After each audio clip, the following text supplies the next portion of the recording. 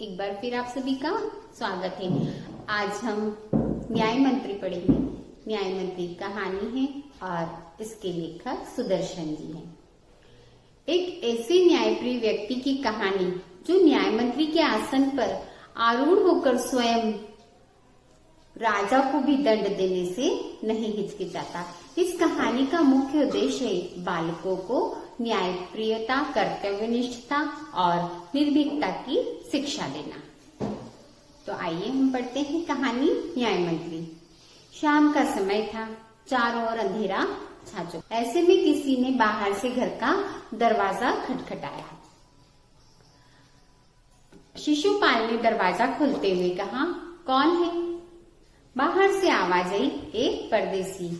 क्या मुझे रात काटने के लिए जगह मिलेगी? जैसे ही शिशुपाल ने दरवाजा खोला, उनके सामने एक नवयुवक खड़ा था। उन्होंने मुस्कुराकर कहा, यह मेरा सौभाग्य है। अतिथि के चरणों से मेरा यह घर पवित्र हो जाएगा। आइए पधारिए। अब मेहमान को, अतिथि को लेकर शिशुपाल अंदर चले गए। शिशुपाल के पुत्र ने अतिथि का आदर सत्कार किया और अतिथि यह देखकर प्रसन्न हो गए, उस पर मुग्ध हो गए। भोजन आदि से निपटकर दोनों बातें करने लगे, शिशुपाल और परदेसी। बात उस समय की थी जब देश की अर्थव्यवस्था चल रही थी। शिशुपाल बोल उठे, आजकल बड़ा अन्याय हो रहा है, मेरा तो खून खौल उठता है। परंतु परदेसी जो क्या थे, शिशुपाल की बात से सहमत नहीं थे। वह कुछ चिढ़ गए और चिढ़कर बोले, दोष निकालना तो बहुत आसान है, परंतु कुछ करके दिखाना बहुत कठिन है। शिशुपाल को ऐसा लगा जैसे किसी ने उनके हृदय को छू लिया हो और बोले, यदि मुझे अवसर मिले तो मैं यह दिखा दूंगा कि न्याय किसे कहते हैं। तो परदेसी ने कहा, तो आप अवसर चाहते हैं? शिशुपाल ने कहा, हाँ, अवसर चाहता हूँ। परदेसी, फिर कोई अन्याय नहीं होगा? शिशुपाल ने कहा, बिल्कुल नहीं होगा। परदेसी ने कहा, कोई अपराधी दंड से नहीं बचेगा? शिशुपाल ने कहा, नहीं बचेगा। परदेसी ने मुस्कुराकर कहा, यह बहुत कठिन काम है। शिशुपाल ने कहा, मेरे लिए यह बहुत कठिन नहीं है, मैं न्याय का डंका बजाकर दिखा दूंगा। शिशुपाल की बातें सुनकर परदेसी के चेहरे पर मुस्कान खिलने लगी। बहुत देर तक दोनों बातें करते रहे, फिर सो गए। सुबह उठकर परदेसी ने शिशुपाल को धन्यवाद दिया और उससे विदा लेकर अपने घर को चले गए। बहुत दिन बीत गए थे, शिशुपाल इस घटना को भूल गए थे। अचानक एक दिन शिशुपाल के घर का पता पूछते पूछते सिपाही आए और उन्होंने उसे दरबार में चलने के लिए कहा। शिशुपाल डर गए। उनकी समझ में नहीं आया कि सम्राट ने उन्हें क्यों बुलाया है। उन्होंने तो कुछ ऐसा नहीं किया। फिर सोचने लगे कि उस परदेसी ने तो कहीं सम्राट को कुछ उटपटांग या झूठी सच्ची बात की शिकायत तो नहीं कर दी। अब इसी दुविधा में थे वे और वे दुविधा में पड़े सिपाहियों के साथ चले गए। दरबार में पहुंचकर शिशुपाल का दिल बहुत धड़कने लगा और उसके माथे पर पसीना आने लगा। क्या बात हो सकती है, और इसी बातों में वे उलझे रहे। शिशुपाल को कुछ समझ ही नहीं आ रहा था। तभी सम्राट अशोक दरबार में आए। उन्होंने मुस्कुराकर शिशुपाल की ओर देखा और कहा, शिशुपाल जी, आपने मुझे पहचान लिया होगा, उस दिन का परदेशी जिसको आपने अपने घर में शरण दी थी, मैं ही था। याद है आपने कहा था कि यदि मुझे अवसर दिया जाए तो मैं न्याय का डंका बजाकर दिखा दूंगा। अब मैं आपको अवसर देना चाहता हूँ, आप तैयार हो?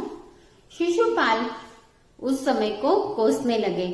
उनको लगा कि मैंने कहाँ से कह दिया, और उनका जो कलेजा था, उनकी जान थी, वो मुंह में आ गई। किंतु अब महाराज के सामने वे मना भी तो नहीं कर सकते थे। अपनी घबराहट को छिपाकर उन्होंने सिर उठाकर बड़ी शांति से कहा, सम्राट की आज्ञा सिर आंखों पर। अब फिर कहा उनको, बहुत ठीक है, कल से मैं आपको न्याय मंत्री घोषित करता हूँ और अपने जैसे आपने कहा है वैसे ही आपको सिद्ध करके दिखाना है। सम्राट अशोक ने राजमुद्रा शिशुपाल के हाथ में दे दी उन्होंने झुककर शिशुपाल ने झुककर राजा का अभिवादन किया और कहा, जो आज्ञा, और राज मुद्रा को अपने माथे से लगा लिया। अब शिशुपाल महाराज अशोक के न्याय मंत्री थे और उन्होंने अपने जो कहा था, कथन कहे थे, उसकी लाज अब उनको रखनी थी। अब वे सब कुछ भूलकर वे क्या करें, राज्य के सुव्यवस्थित व्यवस्था में लग गए। उनकी मेहनत और लगन एक दिन रंग लाई।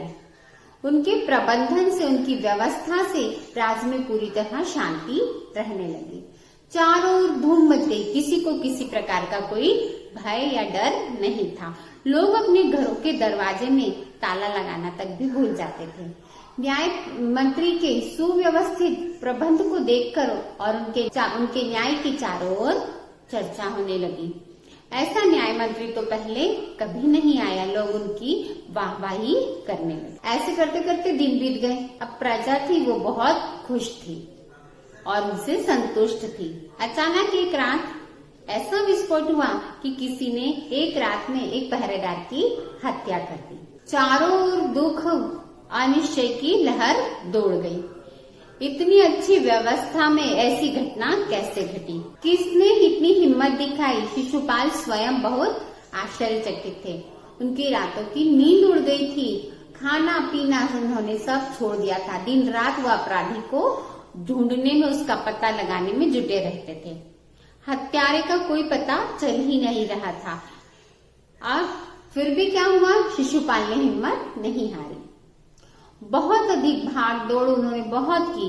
उसके पश्चात कि एक महिला द्वारा बताए जाने पर उन्हें पता चला कि उसके पहरेदार की हत्या किसने की है। उन्हें पता चल गया था शिशुपाल को कि पहरेदार की हत्या किसने की। शिशुपाल सोच सोचकर परेशान थे कि वह कैसे बताए। बहुत सोच विचार के पश्चात उन्होंने अपना कर्तव्य निश्चित कर लिया था। नहा धोकर और वे वस्त्र बदलकर निर्धारित समय पर दरबार में पहुंच गए। अब अशोक जो थे वो सिंहासन पर बैठे हुए थे। उन्होंने शिशुपाल के आते ही पूछा, क्यों न्याय मंत्री, हत्यारे का पता चला? शिशुपाल ने आगे बढ़कर सम्राट के सम्मुख नतमस्तक होकर कहा कि अपराधी का पता चल गया है महाराज, पर एक दुविधा है। महाराज बोलते हैं, दुविधा कैसी? अपराधी को दरबार में पेश करो। अशोक ने कड़क कर कहा, वह दरबार में ही है। शिशुपाल ने सिर उठाकर महाराज की ओर देखा। दरबार में फिर क्या, फिर देर क्यों है? हथकड़ी पहनाओ। सम्राट अशोक क्रोधित हो उठे। फिर देर क्यों? हथकड़ी पहनाओ। सम्राट अशोक क्रोधित हो उठे। शिशुपाल ने वहां के उच्च अधिकारियों को कहा कि महाराज को हथकड़ी पहना दो। दरबार में तहलका मच गया। सम्राट का चेहरा क्रोध से लाल हो गया और वे सिंहासन से उठकर खड़े हो गए और चिल्लाकर बोले, तुम्हारा दिमाग खराब है, इतना साहस? न्याय मंत्री का चेहरा निर्भाव, भावहीन था, जैसे सुना ही नहीं। उन्होंने जैसे कुछ सुना ही नहीं। अपने शब्दों को दोहराते हुए उन्होंने हथकड़ी महाराज की ओर बढ़ा दी। दूसरे ही क्षण सम्राट अशोक के हाथों में हथकड़ी पहना दी। शिशुपाल ने कहा, अशोक, तुमने उस रात पहरेदार की निर्ममता से हत्या की, तुम इसका क्या उत्तर देते हो? सम्राट होठ काटकर रह गए। न्याय मंत्री ने फिर पूछा, तुम अपना अपराध स्वीकार करते हो? महाराज कहते हैं, हाँ, मैंने उसे मारा अवश्य था, किंतु वह बहुत बदतमीज और उद्दंड था। वह एक कर्मचारी था, उद्दंड था, बदतमीज था, किंतु उसे जान से कैसे मार सकते हो तुम अपराधी हो, तुम्हें मृत्यु दंड दिया जाता है। न्याय मंत्री ने ऐसा कहा। दरबार में गतिहीनता छा गई। सभासदों के मुंह आश्चर्य से खुले की खुले ही रह गए। कोई कल्पना भी नहीं कर सकता था कि सम्राट को अपराधी घोषित करके दंडित भी किया जा सकता है। सम्राट ने सिर उठाकर शिशुपाल की ओर देखना चाहा, किंतु उसके अदम्य साहस, उसकी निर्भीकता और तथा उसकी कर्तव्य निष्ठा के आगे वे नतमस्तक हो गए। शिशुपाल से नजरें नहीं मिला सके। सम्राट स्वयं शिशुपाल की परीक्षा लेने चाहते थे। शिशुपाल इस कठिन परीक्षा में सफल हुए। जो न्याय के सम्मुख किसी से नहीं डरता, वह मनुष्य नहीं, हीरा है। सम्राट अशोक का हृदय खुशी से झूमने लगा। तभी न्याय मंत्री का संकेत पाकर एक कर्मचारी सम्राट अशोक की सोने की मूर्ति लेकर वहां पर आया और न्याय मंत्री ने खड़े होकर निर्णय सुनाया। सम्राट अशोक ने हत्या का अपराध किया है, उन्हें सजा अवश्य मिलनी चाहिए, किंतु उन्हें सजा देने का अधिकार केवल ईश्वर का है। मैं इन्हें चेतावनी देकर छोड़ता हूँ और इस सोने की मूर्ति को राजा के स्थान पर मैं इसे फांसी पर लटकाने की आज्ञा देता हूँ, जिससे लोगों को शिक्षा मिले। और कितना अद्भुत न्याय था। सब लोग न्याय मंत्री की जय जयकार कर उठे। सम्राट अशोक ने शिशुपाल की बहुत बहुत प्रशंसा की। अब क्या हो गया था, सभा समाप्त होने के पश्चात शिशुपाल ने राज मुद्रा को अशोक के चरणों में रख दी और कहा, महाराज इसे वापस ले लें, मुझसे यह भार अब और नहीं उठाया जाएगा। सम्राट ने सम्मान भरी नजरों से शिशुपाल की ओर देखा और उनका जो गला था, कंठ था, वो गदगद हो गया, उसके आवाज ही निकल पा रही थी। आपने मेरी आंखें खोल दी। आपके अदम्य साहस को देख मैं आपका और भी प्रशंसक बन गया हूँ। आपके अतिरिक्त यह भार कोई उठा भी नहीं पाएगा, ऐसा सम्राट ने कहा। शिशुपाल निरुत्तर हो गए और उनसे कुछ कहते ही नहीं बना। तो यह थी कहानी न्याय मंत्री। धन्यवाद।